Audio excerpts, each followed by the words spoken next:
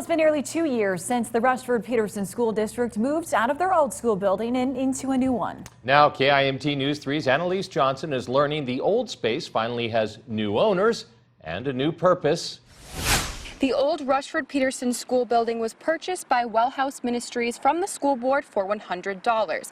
But there's still a lot of work that needs to be done to the school before the group can use it. Look at the food choices that you're making. Let's bring some healing into our bodies and strengthen our bodies that way. To also working with the outdoors, recreationally, and with arts.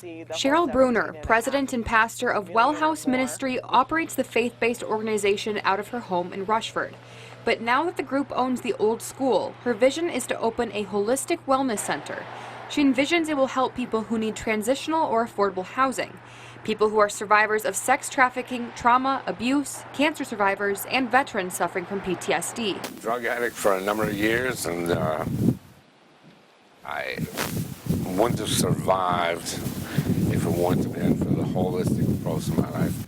Lauren Stream is one of the most decorated veterans in southeastern Minnesota. He's a recipient of the Purple Heart and Bronze Star of Valor. He also suffers from PTSD and felt something was missing from his healing before discovering Wellhouse Ministry. So he thinks the new center will help other veterans. I know it will help. This is what helped me. Wellhouse Ministry is hoping to raise $17.5 million to restore and renovate the school.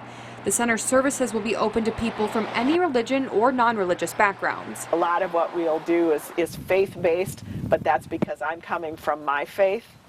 It's not that you have to be faith-based to go through it, but I just believe that there's kind of a synergy that's created there that can bring lasting healing to people in so many ways. Wellhouse Ministry hopes to have a community event around September for people to learn more about their plans for the building. In Rushford, Annalise Johnson, KIMT News 3.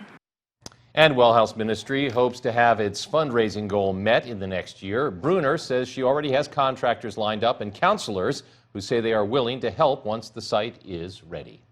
Coming up in sports, a local high school softball